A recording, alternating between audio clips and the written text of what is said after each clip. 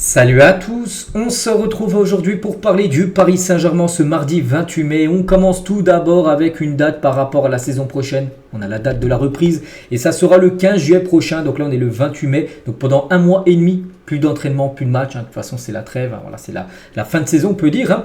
Donc le retour des internationaux se fera par rapport à leur parcours lors des compétitions. Donc c'est que des joueurs comme Bradley Barcola, même Zaire Emery avec l'équipe de France. Donc s'ils vont loin, par exemple s'ils vont en finale, reviendront un peu plus tard, bien évidemment.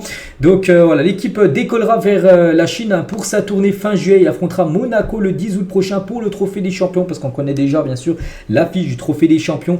Vu que le PSG a gagné Coupe de France plus championnat, donc du coup c'est le premier de la Ligue 1 contre le deuxième de la Ligue 1, donc PSG Monaco, 10 août prochain, ça sera en Chine, cette rencontre sera le premier trophée possible dès la saison prochaine. Donc voilà, vous avez déjà toutes les dates par rapport bien sûr à cette reprise du PSG le 15 juillet prochain. Et concernant un joueur qui pourrait être là pour la reprise, c'est Kimpembe. Il avait participé au dernier entraînement de la saison, il avait fait quelques collectifs, enfin l'entraînement collectif je vous parle, parce qu'il avait déjà participé à l'entraînement individuel, donc il devrait bien être prêt pour l'entraînement le 15 juillet prochain. Voilà, Kimpembe devrait être là avec le groupe et pourrait potentiellement jouer peut-être son premier match officiel avec le PSG depuis quasiment un an et demi contre Monaco le 10 août prochain lors du Trophée des Champions. On va parler de Fabien Ruiz, bonne nouvelle pour lui parce qu'il a été appelé dans la liste élargie du sélectionneur de l'Espagne, Luis de la Fuente, pour participer à l'Euro 2024. On peut voir tous les joueurs convoqués. Donc en tout, il y a 29 joueurs, 3 joueurs seront retirés. Donc Fabien Ruiz est bien dedans en tant que joueur du PSG. A noter qu'il y a des autres Parisiens espagnols, Marco Asensio, Carlos Soler, même Arnaud Tenas. Aucun n'a été appelé par Luis de la Fuente. Il y a seulement Fabien Ruiz qui est présent dans cette liste. Et concernant le futur de Fabien Ruiz, on peut voir d'après le journal Le Parisien qu'il devrait bien rester au PSG la saison prochaine. Luis Enrique l'adore.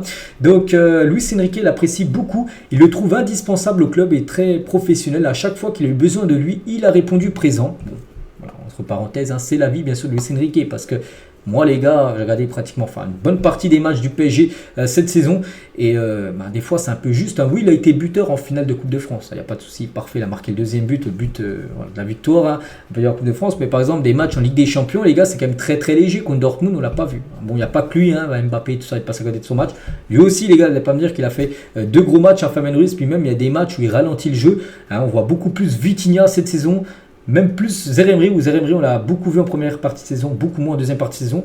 Mais ils ont déjà fait les 2 meilleures saisons que Fabien Ruiz. C'est que je pense c'est une place à prendre au milieu de terrain.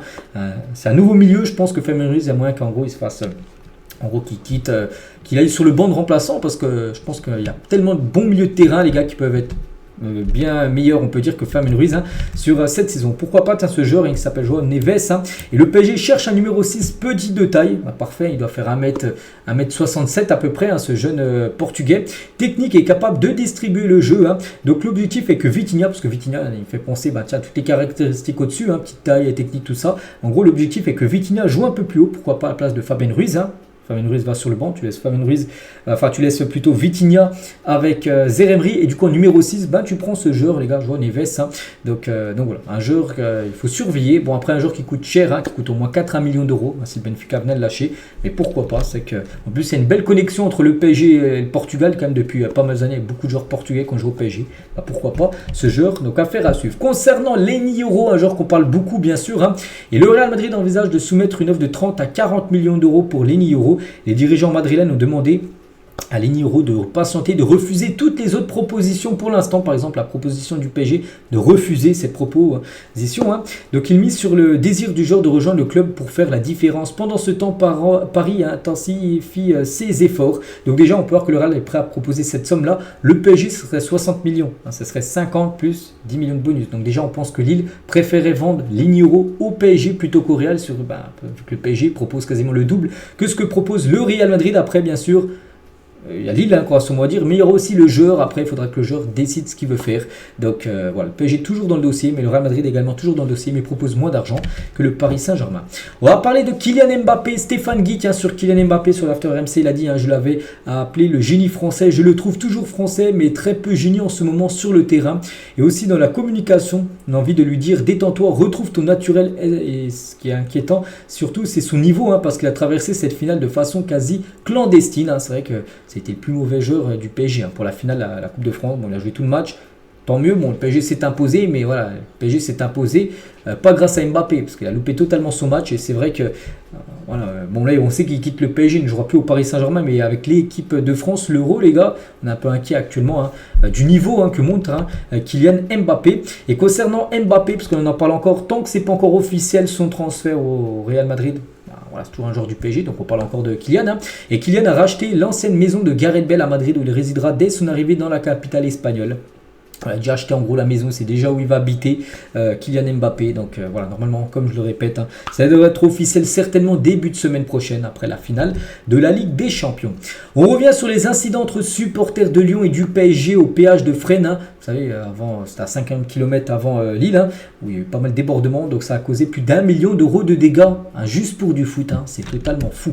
Keylor Navas semble faire ses adieux au PSG, gracias Keylor, merci, voilà ce qu'il a pu mettre sur ses réseaux sociaux, donc avec son palmarès, là on peut voir, il a gagné quand même 10 trophées du côté du Paris Saint-Germain, donc il arrête déjà avec sa sélection Costa Rica, mais il quitte aussi le Paris Saint-Germain. Il souhaite bonne chance à Keylor Navas. Hakimi rend hommage à Keylor Navas.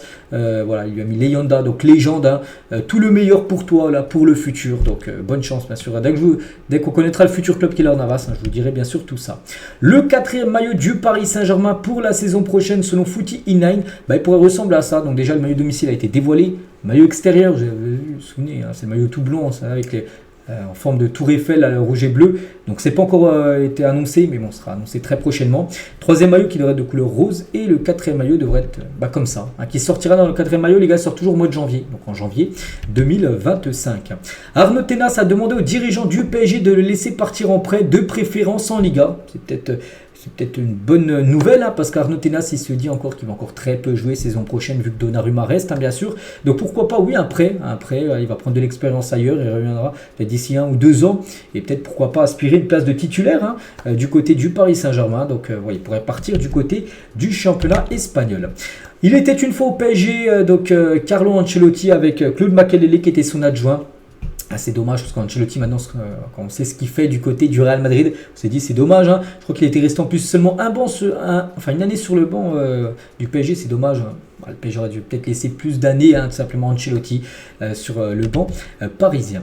Christophe Dugarry, il a dit le Paris Saint-Germain n'a pas progressé tout au long de la saison. Il a affiché les mêmes faiblesses du début à la fin de la saison. J'ai l'impression qu'en Ligue des Champions, ça pue la loose. Tu ne peux pas dire que cette saison est une grande réussite. C'est vrai, bon, il y a une demi-finale, on est d'accord, mais... je ne suis pas non plus contre ce que dit. Voilà, parce que peut-être il y en a qui disent oui, c'est une belle année, le PSG a atteint les demi-finales.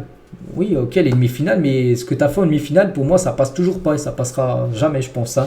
Contre le Barça, oui, il y a eu la remontada au match retour. N'oubliez pas que si peut-être Araujo serait resté sur le terrain, est-ce que le PSG aurait réussi à gagner le match, à revenir ? Pas sûr, notez que le Barça menait 1-0 avant la remontada du PSG et le carton rouge, tout ça. Et en 8e, tu avais la Real Sociedad où le PSG était vraiment au-dessus. Donc peut-être le tirage a été bon. Puis voilà, t'échoues quand une équipe t'a un petit peu gêné Dortmund. Donc c'est vrai que pour moi, c'est pas une grande réussite malgré une demi-finale de Champions League. Ce mercato sera le plus important pour Luis Campos depuis son arrivée au Paris Saint-Germain. Donc des départs, des gros salaires. Bon, ça bien sûr Kylian Mbappé, le plus gros salaire depuis beaucoup d'années. Plus des postes clés à améliorer. Donc voilà, ça sera très important le mercato.